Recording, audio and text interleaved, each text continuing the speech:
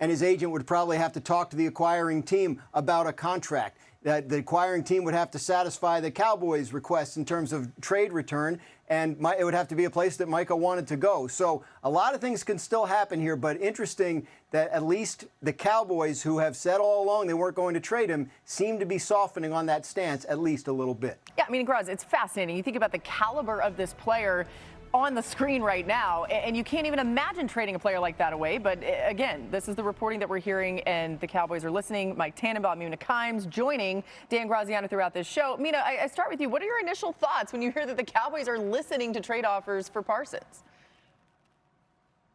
I would hope, if I was a Cowboys fan, that this is just a leverage play, because if they are actually considering trading Micah Parsons and they actually do it, it will go down as one of the biggest blunders in the history of the franchise. Honestly, the sport, quite frankly, because it makes no sense. It would be one thing if this was a rebuilding team without a quarterback that was in the business of amassing draft picks and trying to fix his roster. But the Cowboys have a quarterback. They traded for a player in George Pickens that I think this is going to make this a good passing offense this year. And without Micah Parsons, the defense instantly becomes one of the worst units in the NFL. It makes no sense. And again, even if they were to do it, let's say, and get all those draft picks, you get draft picks like that in hopes of getting a player like Micah Parsons, which never happens in the NFL because he's one of the two best pass rushers in the league. It's just insanity to me that it's even gotten to this point. And truly, if that happens, the fan base should be incredibly upset with Jerry Jones. Yeah, well, I think we all agree. You know, also along, we talked about Terry McLaurin, Trey Hendrickson, and obviously Micah Parsons. And this seemed like the easiest one to get done, given age, productivity, and everything Mina said about the player. Yeah. With that said, there is a little bit of a mini bye week now, ironically, except for Philadelphia and Dallas being about 3 or 4 extra days in the calendar. So if Dallas was going to do this, guys, what I would be saying is to every team, by close of business tomorrow, I need your highest and best offer. Picks, players, whatever it may be. And I say this, you know, we woke up this morning, you know, and Dan Graziano had started this report. And if I was with a team and started Dan's report, I'm talking to ownership. I'm talking to our head coach. So if I'm teams in the NFC North and there's maybe a team that could be interested in him, I think the other teams would want to say, like, hey, wait, Micah Parsons is actually available. Like, what could we do here? And if I'm Dallas, I'm trying to hold an auction as fast as possible. I think what's fascinating, if it does progress to the point where there's a trade, it's trying to figure out what the return for a player like Micah Parsons at age 26 would be. I think you're talking about multiple very high picks, multiple first-round picks, and probably at least one defensive front seven player who's probably young and maybe on a rookie contract that can help replace Micah Parsons. The team that would be able to give all that and give Micah Parsons the contract he wants and fit them under their salary cap, all with a week to go before the season, it will be very interesting to see who that team turns out to be, if anyone. Yeah, I feel like we're playing Mad Libs here. Like just none of this even makes any sense, and we're putting things in, and yet it's just incredible that we've even gotten to this point, as Mina said. Mike, obviously, and you alluded to this, every team could use a player like Parsons, but let's pick out a specific team or two that would benefit the most from getting him if Dallas does end up trading him. Yeah, one point I would make to Dan's point, I was actually in that situation with the Jets when Brett Favre became available. Like, we had to figure out really quick, could we afford him, what we have to give up? We had Chad Pennington.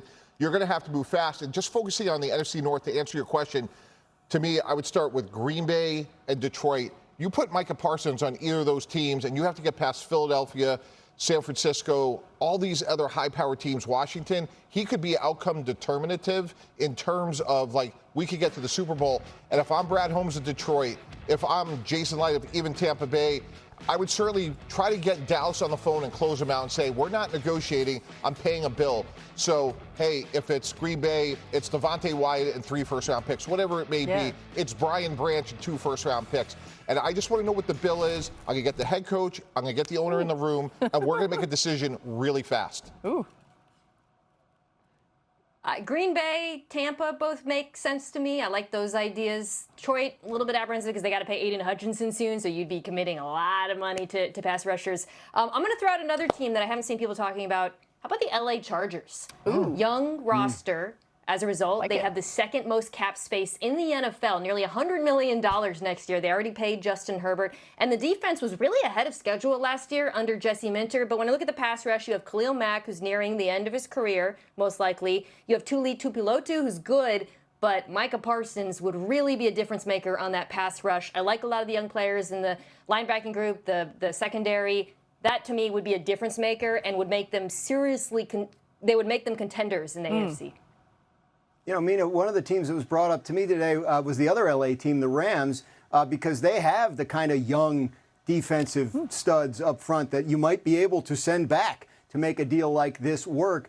So we could list every team. But I also think it's interesting to think about teams like say, the New England Patriots, who have a quarterback on his rookie deal and are trying to build something out for the future. Micah Parsons is not a one-year rental. Like, whoever trades for him, if someone were to trade for him, is probably anticipating having him for the next decade, which is what Dallas should be doing. But obviously, this thing's gone sideways. You know, this conversation has gone full circle. It goes back to what Mina said at the top of it, which is like the object of the exercise is to get a dominant young pass rusher. So, again, if I'm Dallas, at some point, you just have to sit down and say, hey, look, this offseason went as predicted. A year ago was Nick Bosa, roughly at $34 million. We're at $41.5 with TJ Watt. Let's just pay the bill and move on. Yeah. Because, again, when you trade for George Pickens, you have Dak Prescott under contract. You feel like you've made reasonable improvements in your passing offense.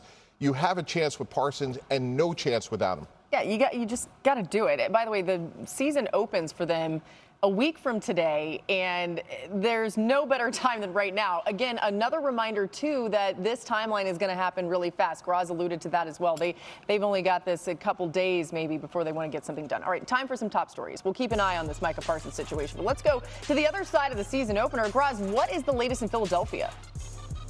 Guard Landon Dickerson, who had a procedure on his knee a couple of weeks ago, was actually back out on the practice field for the Eagles yesterday. Again, a week to go until the game. We don't know exactly how much he participated in practice, what he was able to do. The Eagles aren't saying because they don't have to. Their first official injury report of the week will come Sunday. At that point, we'll have a sense. But the Eagles have been optimistic that Landon Dickerson might be able to make week one. I wouldn't rule it out just yet. And Travis Hunter, who missed a few practices last week and the last couple preseason games with an upper body injury, back on the practice field yesterday as well. Their GM, James Gladstone, telling reporters in Jacksonville that Hunter is full speed ahead for week one and plans to play on both sides of the ball.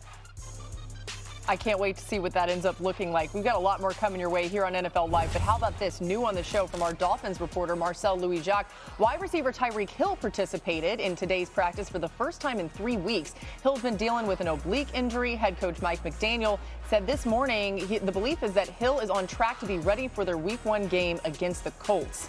Another thing to